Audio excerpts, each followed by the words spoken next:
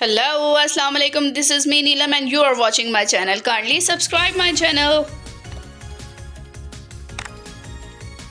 मेरा टॉपिक बहुत ही ख़ास है। फालिज से होने वाली कमज़ोरियों का इलाज कैसे पॉसिबल है। लेकिन सबसे पहले हम ये जानना चाहेंगे कि फालिज होने की वजूहात क्या हैं, इनके सिम्टम्स क्या हैं, इनके कॉजेज़ क्या हैं और इनसे कैसे हम बच सकते हैं।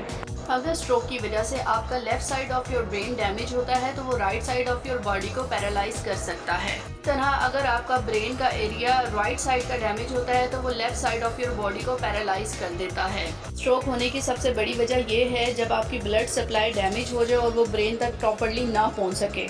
स्ट्रोक की 3 टाइप्स हैं और इन्हीं टाइप्स पर डिपेंड करता है कि ये बॉडी के कितने एरिया को डैमेज करेगा और कितने अरसे तक ये स्टे कर सकता है। बहुत सी रीज़न की वजह से फालिज का अटैक हो सकता है। High blood pressure, cigarette smoking, high cholesterol, diabetes, heart failure, any heart infection, sleep apnoea.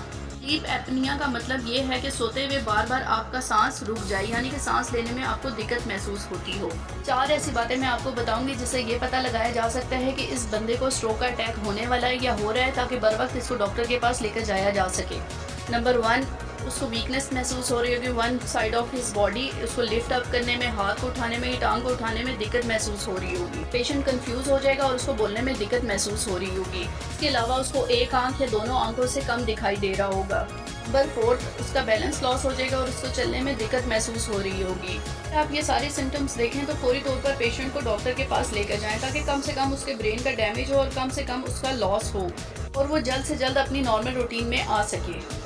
Stroke का इलाज मौजूद है अगर बर वक्त इलाज कराया जाए। अगर बिलफर्ज आपकी फैमिली में किसी को स्ट्रोक हो चुका है और वो काफ़ी अरसे तक इसके साथ ज़िंदगी गुजार रहे हैं तो मैं उसका इलाज आपको बता सकती हूँ। स्ट्रोक की वजह से हाथ के अंदर जो कॉन्ट्रैक्चर बन जाते हैं उसका इलाज मौजूद है। आज मेरे पास ऐसा ही एक केस है। मेरी एक पेशेंट है बिल्किस बीबी, उनके बारे में मैं आपको बताना चाहूँगी। ये इनको स्ट्रोक हुआ था 10 साल पहले और ये अब मेरे पास आई हैं। इनके हाथ की बहुत ही बुरी कंडीशन थी और हाथ बहुत ज़्यादा अकड़ा हुआ था। करने पर बिल्किस बीबी को बहुत ज़्यादा तकलीफ भी हो रही थी। ऐसे मरीज़ का ये इलाज है कि सबसे पहले तो इनकी फ़िज़ियोथेरेपी कराई जाए, लेकिन फ़िज़ियोथेरेपी के साथ पोजीशनिंग करना भी बहुत ज़्यादा ज़रूरी है। वीडियो में आप देख सकते हैं कि इनका रिस्ट ड्रॉप है। इसके अलावा इनकी उंगलियां कितनी ज़्यादा हार्ड हुई हुई हैं। अगर हम उंगलियों को एक एक करके सीधा कर रहे हैं तो कलाई को सीधा करना बहुत ज़्यादा मुश्किल हो गया है। इनके लिए एक बेहतरीन सहारा होना चाहिए जो कि इनकी उंगलियों को और इनकी कलाई को सीधा रख सके। अगर पूरा दिन इनकी उंगलियां और कलाई सीधी रखी जाए और फिर उसके बाद फिजियोथेरेपी कराई जाए तो बहुत अच्छे रिजल्ट्स देखने में आते हैं। इस डिवाइस को स्टैटिक WHO या कॉकअप स्प्लिंट कहा जाता है। हमने भी बिल्किस बीबी के लिए ऐसी ही ऑर्थोसिस का इंतखाब किया और बनाया इनके लिए, ताकि इनकी उंगलियों को प्रॉपर्ली सीधा किया जा सके और मैनेज किया जा सके। ये डिवाइस बनाते हुए थोड़ा सा पेशेंट दर्द महसूस करता है, लेकिन उसके बाद स्टेबिलिटी आ जाती है और पेशेंट के दर्द में कमी आ जाती है और उसका हाथ सीधा होना शुरू हो जाता है।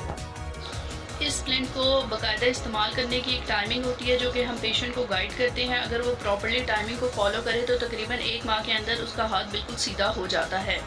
स्ट्रोक के मुतालिक मैं और भी मज़ीद वीडियोस बनाना चाहूँगी जिसमें इनकी स्पीच के ऊपर या इनकी चाल के अंदर जो भी डिफेक्ट्स आते हैं उनको कैसे ठीक कर सकते हैं। अगर आप अपनी फैमिली में ये इर्द गिर्द ऐसे केसेस देखें तो हमारे इन नंबर्स पर रब्ता कर सकते हैं। शुक्रिया। अल्लाह हाफिज़।